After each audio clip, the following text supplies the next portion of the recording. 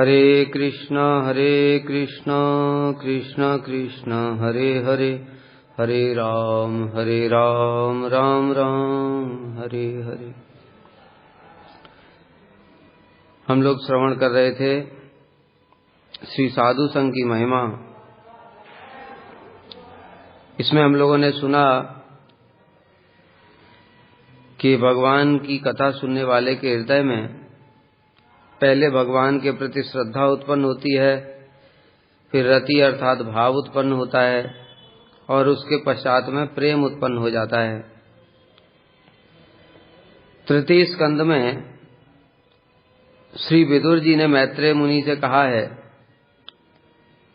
जब विदुर जी गए थे तीर्थ यात्रा भ्रमण के लिए, उस समय उनको मैत्रेय मुनि मिले और मैत्रेय मुनि ने उनसे भगवान की समस्त कथाएं सुनाई। तब उनकी कथा सुन के भगवान की मैत्रेय मुनि से विदुर जी कह रहे हैं, यत् सेवया भगवतः कूटस्थस्य मधुद्विषः रतिरासो भवेत् तीव्रः पादयोर व्यसनार्दनः। आप जैसे साधुओं की चरण सेवा करने से भगवान मधुसूदन के चरण कमलों में एकांतिक प्रेम रूपी उत्सव होता है।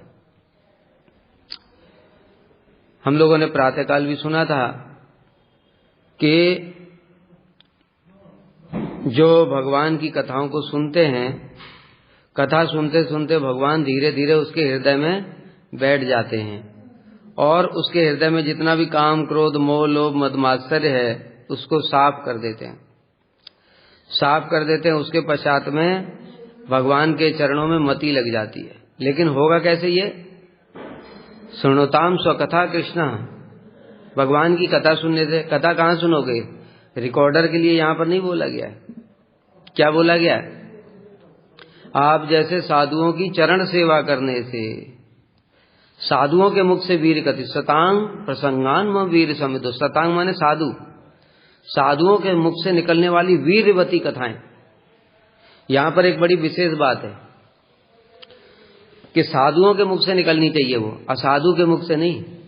जो आजकल के जगत के लोग देखो, यूट्यूब में फेसबुक में कहीं से कुछ भी चला लिया, कहीं से कोई किताब पढ़ लिया और सोचते हैं हाँ ये जो तुम बोल रहे हो सब हमको भी पता है। वो पता होने से भक्ति नहीं होगी, वो प्रोसेस है।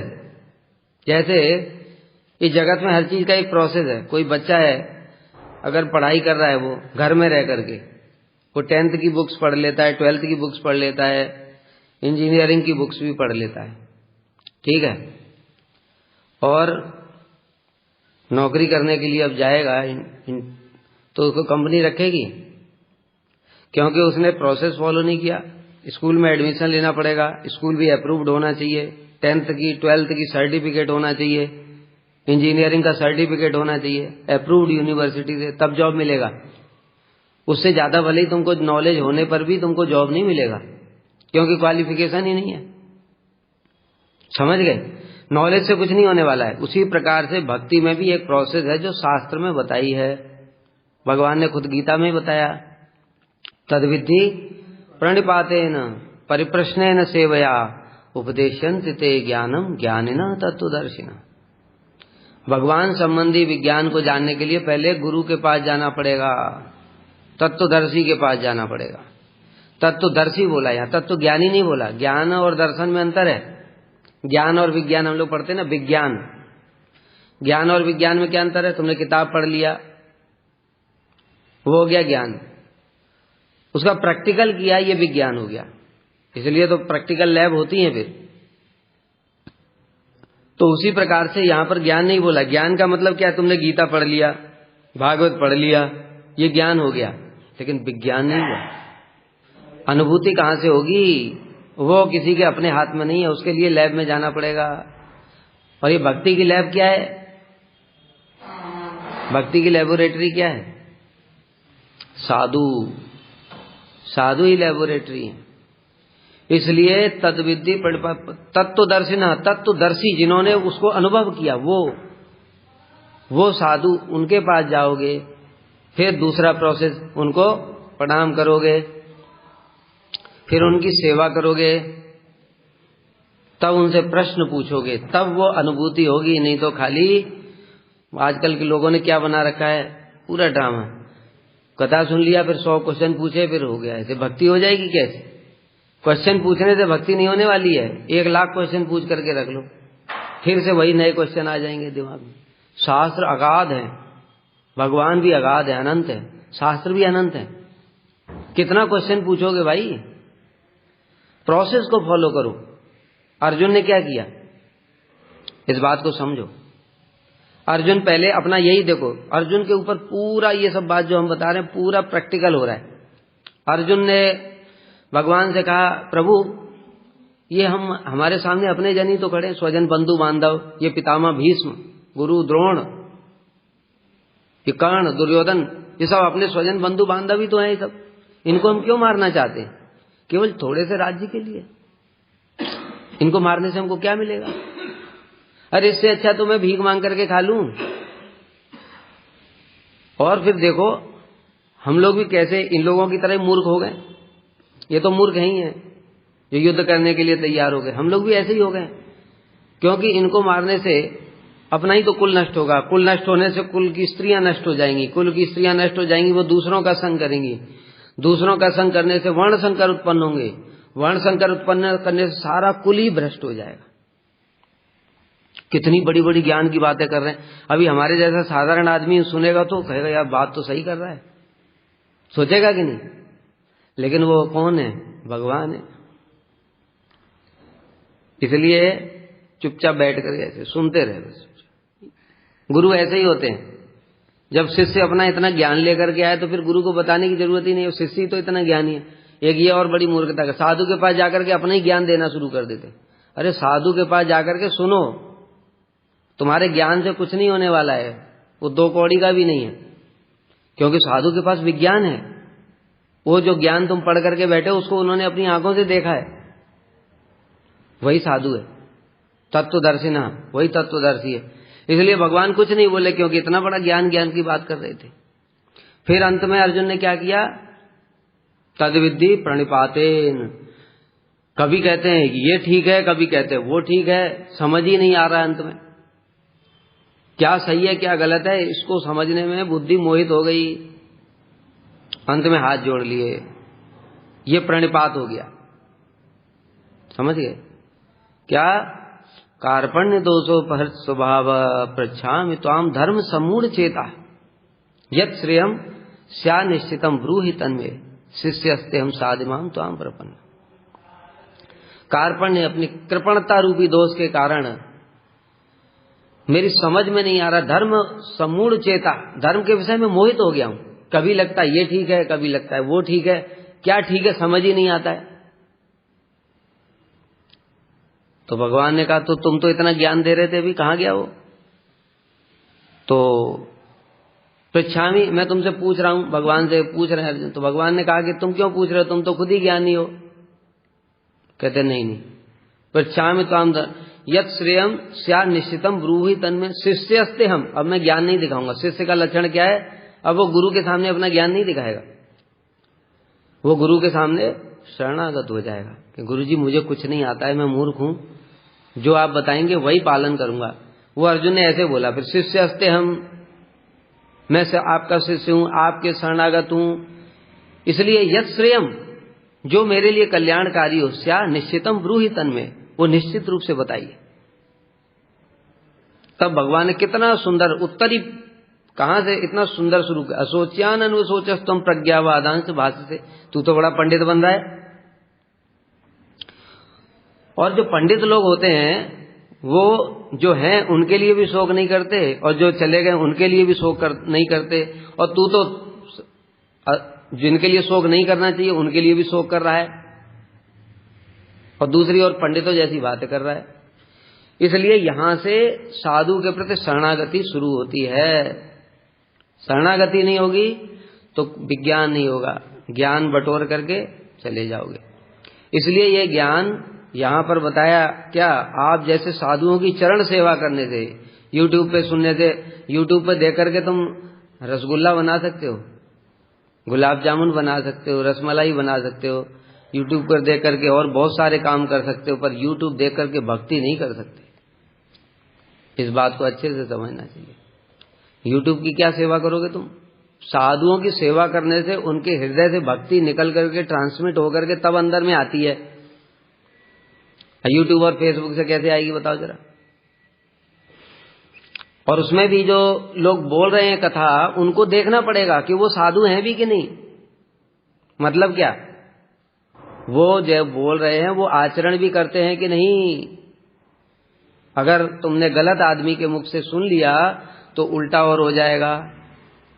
शास्त्र में बताया, अवैष्णव मुखोदगीर्णम पूतम हरिकथामृतम श्रवणम नैव कर्तव्यम सर्पोच्छिष्टम यथापयः। अवैष्णव के मुख से हरिकथा नहीं सुनना चाहिए। वो कैसे, विष के समान है। और कितना सुंदर उदाहरण दिया, जिस प्रकार से दूध पौष्टिक होता है, दूध को पीने से शक्ति आती शरीर में, लेकिन अगर उस दूध में सांप ने मुंह डाल दिया फिर, अब वही दूध पियो फिर क्या होगा, मृत्यु हो जाएगी। उसी प्रकार से हरि कथा तो बलवती है, किंतु अगर अवैष्णव के मुख से निकली तो वो विष के समान है। जो खुद काम क्रोध मोह लोभ में डूबा हुआ है, उससे तुम हरि कथा सुनोगे तो तुम्हारे अंदर भक्ति कहां से आएगी, क्या आएगा, काम क्रोध मोह लोभ। ट्रांसमिशन होता है, बताया ना, ट्रांसमिशन है, हृदय से हृदय में ट्रांसमिशन होता है। इसलिए बड़ा विशेष है, ये देख करके कथा सुनना चाहिए, कौन व्यक्ति आचरणशील है, कौन वास्तव में भजन कर रहा है। बहुत सारे बताए ना कथावाचक स्टेज पे 4 घंटा बोलने के बाद में, और उसके बाद में ना हरि नाम करते हैं ना कुछ नहीं, कोई मतलब नहीं, बस पढ़ाई। जैसे हम लोग फिजिक्स केमिस्ट्री मैथ पढ़ते हैं, ऐसे उन्होंने भागवत पढ़ ली, याद कर लिया, बोलना सीख लिया, बस हो गया। जो खुद ही साधन भजन नहीं कर रहा है, उसके कथा सुनने से तुम्हारे अंदर भक्ति कैसे आ जाएगी। साधु लोग 24 घंटे भगवान का भजन करते हैं। ऐसे लोगों के मुख से जो सब समय भगवान की सेवा करते हैं, इसलिए कह रहे हैं, किसको कह रहे हैं ये, मैत्रेय मुनि, जो सब समय भगवान के चिंतन में डूबे रहते हैं। ऐसे साधुओं के मुख से हरि कथा सुनने से, उनकी सेवा करने से भगवान के चरणों में प्रेम रूपी एकांतिक भक्ति उत्पन्न हो जाती। और स्वयं विदुर जी के लिए भी बताया।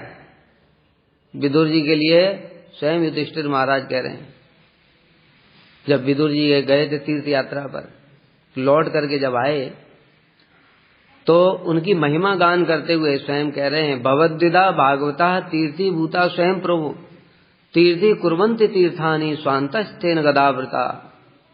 कितना सुंदर सुंदर बातें बताई साधुओं के लिए। अरे देखो, जगत के लोग पवित्र होने के लिए जाते हैं, संगम में स्नान करने जाते हैं, प्रयाग में स्नान करने जाते हैं, कुंभ में स्नान करने जाते हैं, गंगा स्नान करने जाते हैं, गंगा सागर। किस लिए जाते हैं, पवित्र होने के लिए जाते हैं। लेकिन वो पवित्र होने के लिए गए, इतने सारे पापी लोग जा जा करके और तीर्थों में स्नान कर करके वहां अपना सारा पाप छोड़ छोड़ करके आते हैं। तो तीर्थ तो पवित्र कर आए तुम, ये तीर्थों का पाप फिर इतना इकट्ठा हो जाएगा, कहां जाएगा वो। इसलिए कह रहे हैं, भवद्विदा भागवता तीर्थी भूता स्वयं प्रभु। आप जैसे जो साधु लोग हैं वो स्वयं तीर्थ स्वरूप हैं। तीर्थी कुर्वन्ति तीर्थानि, और वो तीर्थों को पवित्र करने के लिए तीर्थों में जाते हैं। क्यों, उनकी ऐसी महिमा क्यों है आखिर, वो तीर्थों को कैसे पवित्र करेंगे, तीर्थों के पाप कैसे नष्ट कर देंगे। वो ऐसे कर देते हैं, स्वांतस्तेन गदावृता, हृदय में भगवान बैठे हैं। जिसके हृदय में स्वयं भगवान बैठे, अगर वो किसी को स्पर्श कर लेगा तो भला उसका क्या पाप रह जाएगा कोई। इसलिए तीर्थों को भी पवित्र करने वाले हैं, इसलिए वो तीर्थ स्वरूप हैं। वो स्वयं भगवान उनके हृदय में बैठे हैं, यानी वो जहां जहां जा रहे हैं उनके हृदय में भगवान है। जिस स्थान पर वो चरण रख देंगे वो स्थान पवित्र हो जाएगा, जिस व्यक्ति को स्पर्श कर देंगे वो व्यक्ति पवित्र हो जाएगा। वो सारे ब्रह्मांड को पवित्र करने की शक्ति रखते हैं, क्योंकि भगवान उनके हृदय में विराजमान। कितना सुंदर साधु संघ की महिमा वर्णन की है भागवत में। जब भगीरथ जी ने तपस्या की तो गंगा जी प्रकट हुई। प्रकट होकर के गंगा जी कहती हैं, 2 बात बताओ भगीरथ, मैं तुम्हारी बात तो मान लूंगी, पृथ्वी पर अवतरित हो जाऊंगी, लेकिन पहली बात तो यह है, मेरे वेग को धारण कौन करेगा। मेरा वेग इतना प्रचंड है कि अगर ऊपर से मैं गिरी तो ये पृथ्वी को भेद करके सीधे पाताल में पहुंच जाऊं। पहली तो बात यह है। दूसरी बात यह है कि मैं जब पृथ्वी पर अवतरित होंगी तो पापी लोग मेरे अंदर पाप धो धो करके जाएंगे, तो मैं तो मलिन हो जाऊंगी, मेरे पापों को कौन धोएगा? तब भगीरथ जी ने कहा कि शिव जी आपके वेग को धारण करेंगे। तो शिव जी की बाद में तपस्या करी थी उन्होंने, और दूसरा जो प्रश्न पूछा था गंगा जी ने, तब उन्होंने बताया क्या, कौन सा श्लोक बताया उन्होंने, याद है? साधवो न्यासिना शांता ब्रह्मिष्ठा लोक पावना हरन्ते अगमते अंग संगाते स्वास्ते अग्विधरी। साधु लोग जो हैं, कौन से? ब्रह्मिष्ठा लोक पावना, जो हृदय में भगवान को धारण करने वाले हैं, परम शांत रहते हैं, जिनका चित्त एकदम निर्मल हो गया है भजन करते करते, ऐसे साधु लोग हरन्ते अगमते, वो तुम्हारे पापों को भी हर लेंगे। कैसे? अंग संगात, जब वो तुम्हारे जल को स्पर्श करेंगे तब वो तुम्हारे पापों को भी दूर कर देंगे। क्या अद्भुत साधु की महिमा बताई, भागवत में है ये। तो इसलिए यहां पर भी ऐसे ही कह रहे हैं कि आप जैसे साधुओं के चरणों की सेवा करने से भगवान के चरण कमलों में प्रेम उत्पन्न होता है।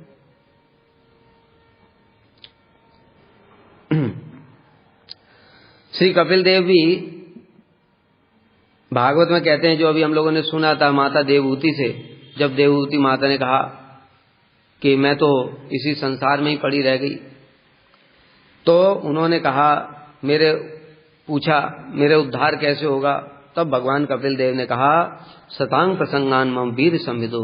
हम लोग सुन चुके हैं ये सुबेरे, इसकी व्याख्या इसमें कह रहे हैं। यहाँ एक विशेष व्याख्या है, श्रद्धा रति भक्ति। तो ये सामान्य इसकी व्याख्या, ये पहले श्रद्धा उत्पन्न होगी भगवान के प्रति, फिर उसके बाद में भाव उत्पन्न होगा, और फिर भक्ति माने प्रेमा भक्ति उत्पन्न होगी।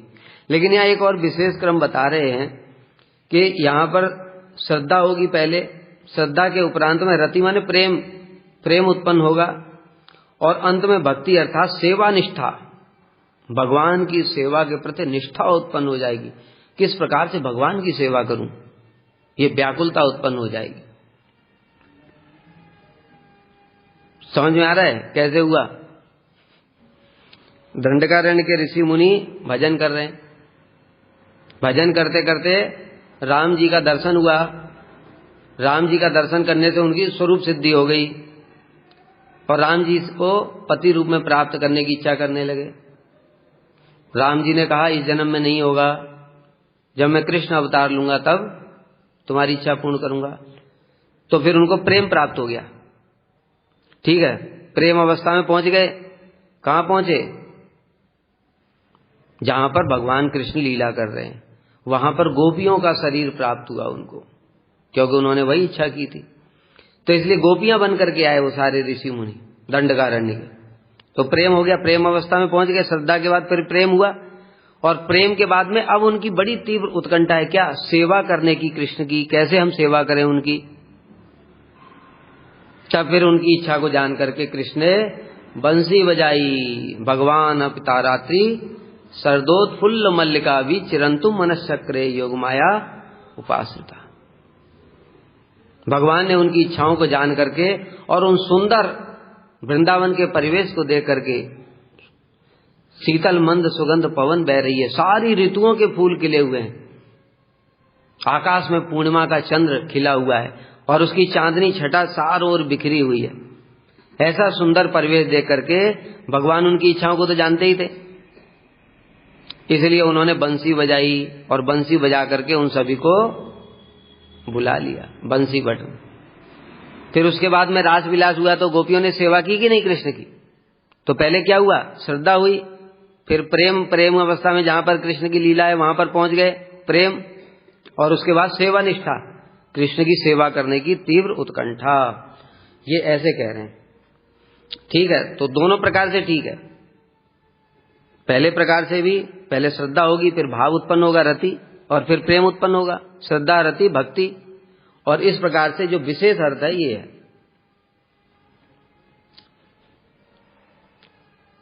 अनुक्रमिष्यति कहने का मतलब है अनुक्रमिष्यति, एक के बाद क्रम से ही होगा।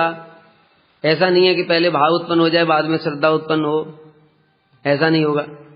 इस जगत में भी होता प्रोसेस है ना। अगर तुम्हें पूड़ी बनानी है तो उसका प्रोसेस है, आटे को उठा करके सीधे कढ़ाई में डाल दो, पूड़ी बन जाएगी। क्या होगा, पहले आटा लो, उसमें पानी मिलाओ, गूंथो, बेलो, फिर कढ़ाई में डालो, प्रोसेस है ना। उसी प्रकार से यहां भी प्रोसेस है। किंतु सर्वप्रथम श्रद्धा, उसके बाद कीर्तन आदि रूप भक्ति, उसके बाद रति, इस क्रम के अनुसार समझना होगा। इसका कारण है भक्त्या संजात्या भक्त्या, अर्थात भक्ति से ही भक्ति उत्पन्न होती है, इसलिए भक्ति ही फल है। और ध्रुव जी ने भी चतुर्थ स्कंद में कहा है, ध्रुव जी क्या कह रहे हैं चतुर्थ स्कंद में, भक्त्या संजात्या भक्त्या के बाद में चतुर्थ, भक्ति मुह प्रवताम त्वयि में प्रसंगो भूयाद अनंत महताम अमल आशयनाम, येनांजस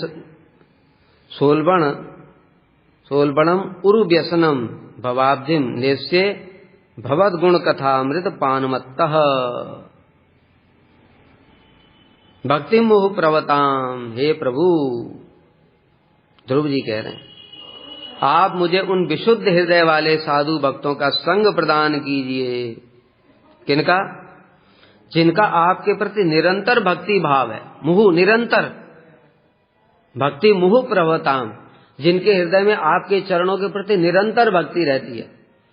इसलिए ये उत्तमा भक्ति की बात कर रहे हैं। उन भक्तों का संग चाहिए, हमारे जैसे लोगों का संग नहीं मांग रहे हैं। सर्वोपाधि विनिर्मुक्तम तत्परत्वेन निर्मलम ऋषिकेण ऋषिके सेवनम भक्तिरुच्यते सवै पुंसाम परो धर्मो यतो भक्तिर अधेक्षजे अहेतु की अप्रतिहता।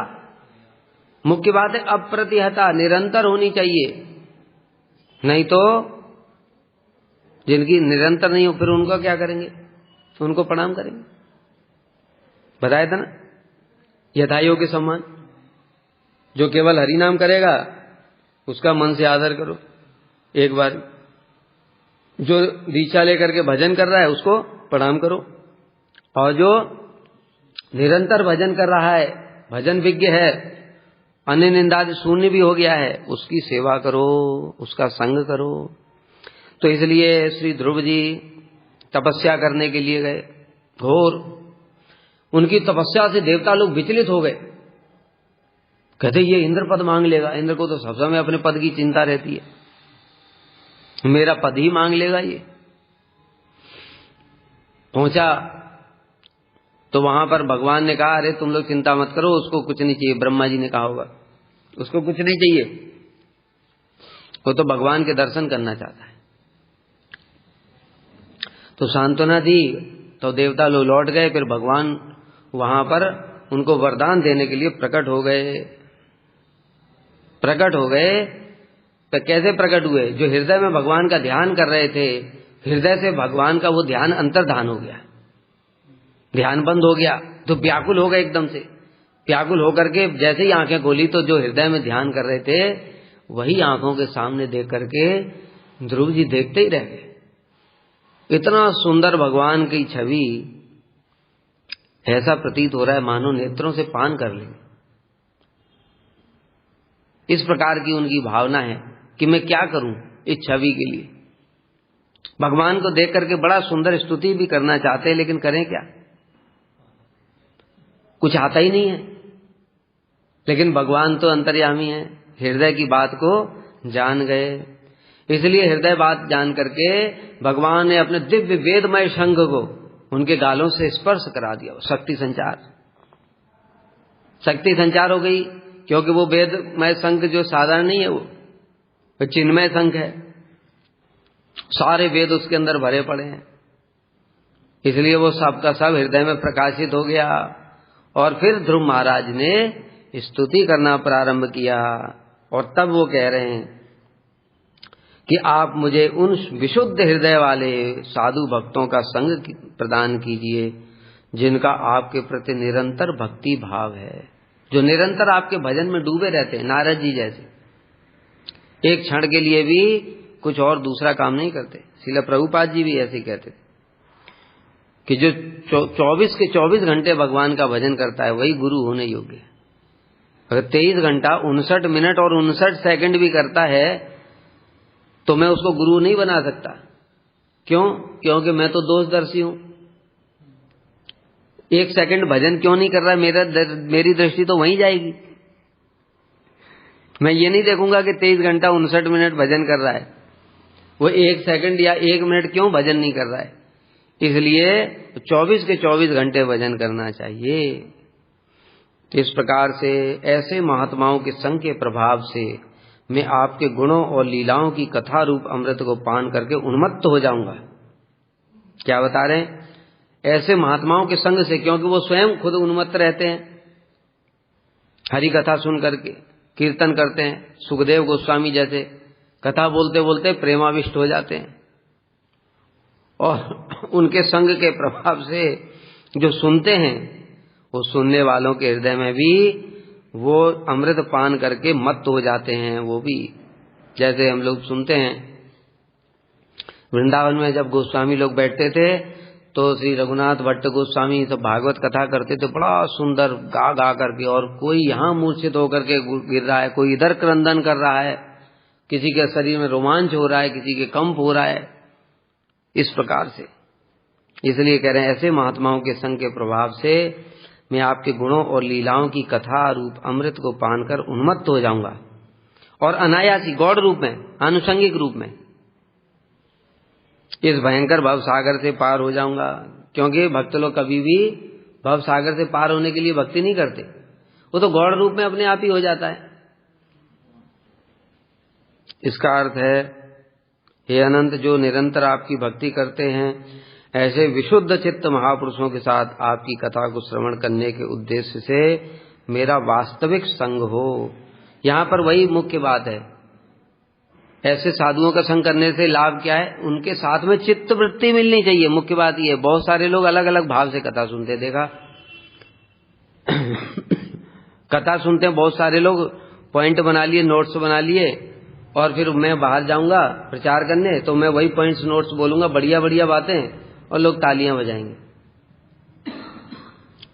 ये कथा को राजसिक प्रयोग किया। इनके लिए कथा कैसी हो गई?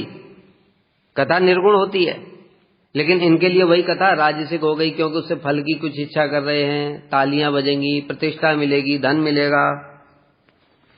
दूसरे कथा सुनते हैं दूसरों को नीचा दिखाने के लिए। अच्छा, इन लोगों ने मुझे ऐसे बोला था, अब मैं ये सीख गया, अब मैं इनको नीचा दिखाऊंगा, इनकी बैंड बजाऊंगा। तामसिक हो गया।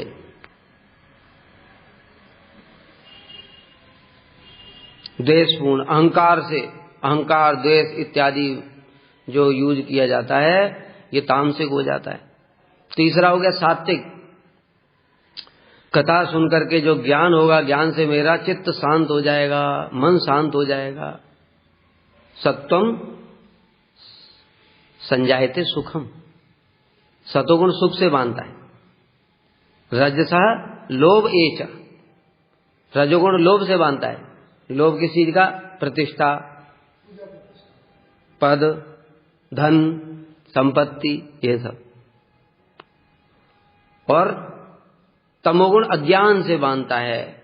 और ये जो हरि कथा है, जो इस भावना से सुन रहा है कि अहो, ये जो साधु कथा सुना रहे हैं, जब ये सुनाते हैं तो इनका चित्त कितना आनंदित हो जाता है, भगवान की बातों में एकदम रम जाता है। भगवान में मेरी भी ऐसी चित्त वृत्ति हो जाए, मेरा भी चित्त ऐसे कृष्ण में रम जाए। इस प्रकार से कृष्ण की प्रीति के लिए, कृष्ण की सेवा वासना के लिए जो कथा सुनता है वो कथा निर्गुण। इसलिए कथा तो एक ही है, बोलने वाला भी एक ही है, लेकिन सुनने वाले के हिसाब से वो 4 हो गया। तामसिक, राजसिक, सात्विक और निर्गुण। भक्ति भी ऐसे ही होती है। भक्ति तो निर्गुण ही है। भक्ति तो भगवान की स्वरूप शक्ति है। लेकिन जैसा भक्ति करता है जिस भावना से, उसके हिसाब से तामसिक, राजसिक, सात्विक और निर्गुण हो जाती है। इसलिए कथा सुनने का उद्देश्य ये होना चाहिए, इनकी चित्तवृत्ति जैसी है भगवान में लगी हुई है, मेरी भी चित्तवृत्ति ऐसी ही भगवान में लग जाए, ये उद्देश्य होना चाहिए। लेकिन प्रारंभ कहाँ से करते हैं हम? उसको सुनते हैं, लिखते हैं, याद करते हैं, फिर पूछते हैं, वो तो बताते हैं, और अंदर में उद्देश्य क्या होना चाहिए कि इन कथाओं को मैं लिखूंगा, पढ़ूंगा, सुनूंगा, बार बार सुनूंगा, याद होगा, फिर उसका मनन करूंगा, मनन करके फिर इनको आचरण करूंगा, आचरण करके तब किसी इनकी कृपा होगी, तब मेरी चित्तवृत्ति वैसी होगी। ये उद्देश्य ठीक है। अधिकार के अनुसार अभी वैसी चित्तवृत्ति सुनने से हो नहीं सकती, तब तक क्या करना पड़ेगा? लिखना ही पड़ेगा, नोट्स बनाने पड़ेंगे, उनको याद करना पड़ेगा, धारण करना पड़ेगा, आचरण करना पड़ेगा जो बातें बताई हैं। ऐसे करते करते धीरे धीरे अनेक समय के पश्चात बार बार कृपा की प्रार्थना करते करते कृपा होती है जब, तब उनके जैसी चित्तवृत्ति हो जाती है। ये कथा सुनने का उद्देश्य होना चाहिए।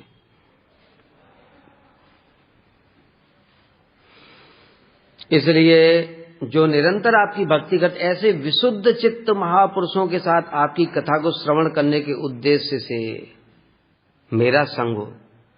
मतलब मैं क्यों संग चाहता हूं कि जो विशुद्ध चित्त हो चुके हैं, जिनके हृदय में केवल मात्र आपकी भक्ति है, आपकी सेवा की भावना है, उनके मुख से केवल हरि कथा सुन करके और वैसी सेवा की भावना मेरे अंदर भी आ जाए।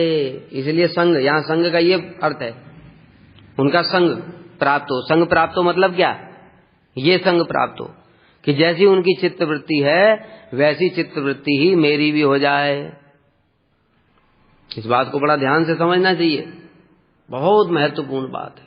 श्रील प्रभुपाद जी के समय में उनके जो गण है साधारण नहीं है, एक से एक धुरंधर थे।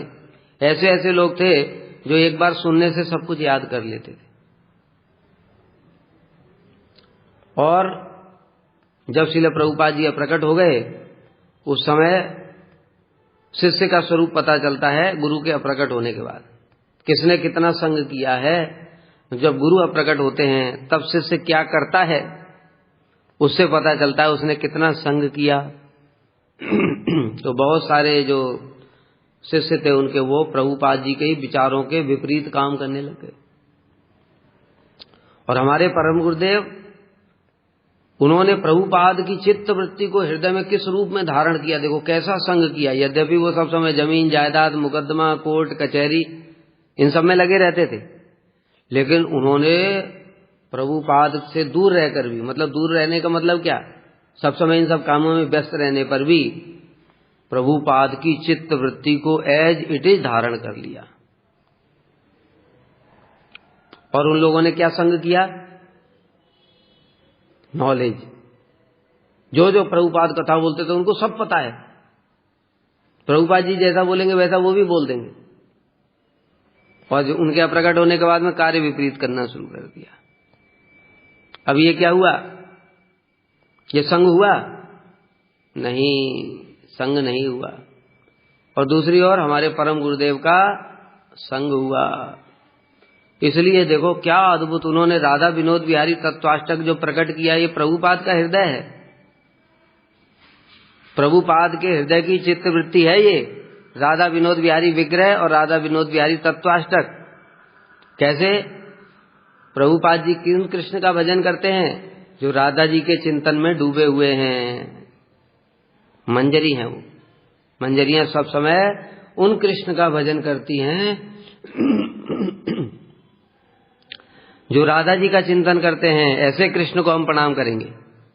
हमारी राधा जी जिनका विरह में डूबी हुई हैं, ऐसे कृष्ण को हम पूजा नहीं करेंगे। और इसलिए राधा चिंता निवेशन यस्य कांतिर विलोपिता, श्री कृष्ण चरणम वंदे राधा लिंगित विग्रह, ऐसे विग्रह को हम प्रणाम कर रहे हैं। राधा विनोद विहारी तत्व है ये प्रभुपाद जी का चित्तवृत्ति है। दूसरा, प्रभुपाद जी ने परिक्रमाओं का आयोजन किया, परम गुरुदेव ने वो फिर से प्रारंभ किया, बंद हो गया था सब। तीसरा, प्रभुपाद जी ने ग्रंथ प्रकाशन, दैनिक नदिया प्रकाश पत्रिका प्रकाशन किया। परम गुरुदेव ने भागवत पत्र पुनः प्रकाशित किया। जो जो कार्य प्रभुपाद जी के बाद में बंद हो गए थे सारे के सारे वो परम गुरुदेव ने वो सब किए। इसको कहते हैं चित्तवृत्ति और संग। ये संग हुआ। किसका संग किया? ज्ञान का नहीं, चित्तवृत्ति का संग किया।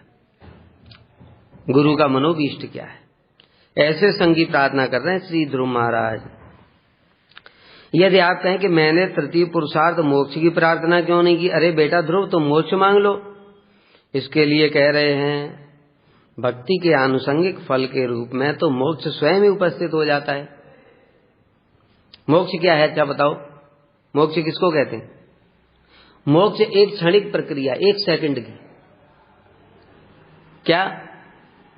इस शरीर से देहाभिमान दूर हो जाना, स्थूल और सूक्ष्म अभिमान दूर हो जाना, यही तो मोक्ष है भाई। मोक्ष और किसको कहते हैं बताओ जरा?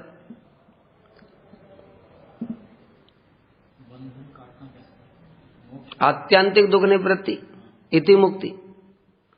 तो दुख किस कारण से? इस शरीर, स्थूल और सूक्ष्म शरीर में जो आसक्ति है वही तो दुखों का कारण है। वो खत्म होते ही मोक्ष हो गया। और ये लोग जब तक यहां रहते हैं, जो साहित्य वाले जब तक यहां पड़े हुए हैं तब तक इनका ऐसा हो नहीं सकता है, क्योंकि स्थूल और सूक्ष्म शरीर तो रहे। इसलिए इसको छोड़ करके जब वहां चले जाते हैं तो स्थूल सूक्ष्म शरीर खत्म हो जाता है, उसको ये मोक्ष कहते हैं। लेकिन भक्तों के लिए देखो, इसी शरीर में रहते हुए ही न उनको सूक्ष्म शरीर की परवाह है न स्थूल शरीर की, दोनों से ऊपर उठ जाते हैं, मोक्ष हो गया। भक्ति के आनुषंगिक फल के रूप में इसी जन्म में इसी शरीर में ही मोक्ष हो गया। जड़ भरत का देखो मोक्ष हुआ कि नहीं? अरे भैया एक बात बताओ, तुमको काटने जा रहे हैं, इससे बढ़कर के दुख और क्या हो सकता है? उनको कोई दुख हुआ? उन्होंने कोई विरोध किया? भैया तुम क्या कर रहे हो, बिना बात के मुझे क्यों मार रहे हो, क्यों काट रहे हो?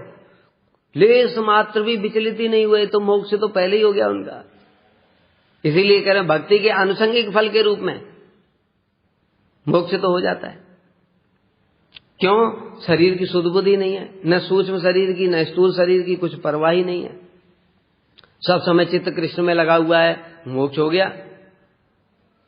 इसी प्रकार से हरिदास ठाकुर को देखो, यवन लोग मारे जा रहे हैं, कुछ हो रहा है उनको, और उच्च स्वर से हरि नाम करते जा रहे हैं, मोक्ष हो गया कि नहीं? यही तो आत्यंतिक दुख निवृत्ति। उनको दुख ही नहीं हो रहा है आत्यंतिक रूप से कुछ, मतलब मारने मतलब मृत्यु ही तो सबसे बड़ा दुख है। मारने के समय भी दुख नहीं हो रहा है, तो अब कब दुख होगा? इसलिए भक्तों के लिए तो आनुषंगिक रूप में ही मुक्ति हो जाती है। उसी प्रकार भगवान की भक्ति सुधा पान करने के रसिकों के लिए निरंतर उस भक्ति सुधा का पान ही मुख्य फल है। पिबत रसमालय मुहुरव रसिका भुवि भाव का, ये मुख्य फल है।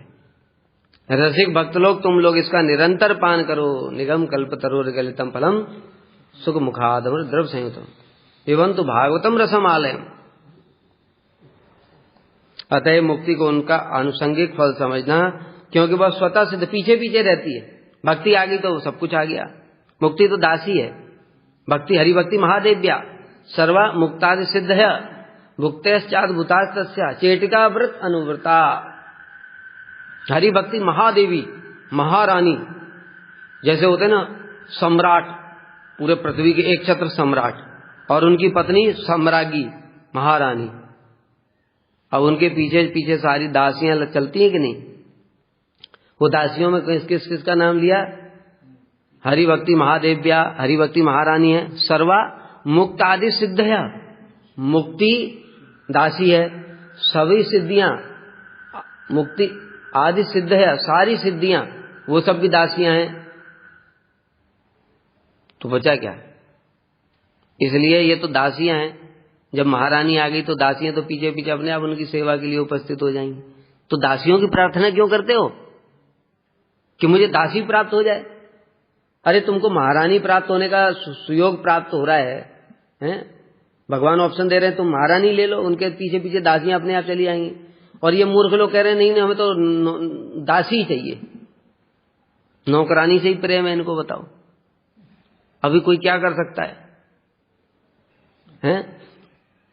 नौकरानी से ही प्रेम हो गया तो कोई कर भी क्या सकता है? अरे प्रेम करना है तो महारानी से करो, ऑप्शन है जब तुम्हारे पास। तो इसलिए हरि भक्ति महादेव्या, वो महारानी है, उनके आने से सारी दासियां पीछे पीछे, सैकड़ों दासियां उनके पीछे पीछे चलती हैं। वांछा कल्पतरुभ्यश्च कृपा सिन्धुभ्येव च पतितानां पावनेभ्यो वैष्णवेभ्यो नमः।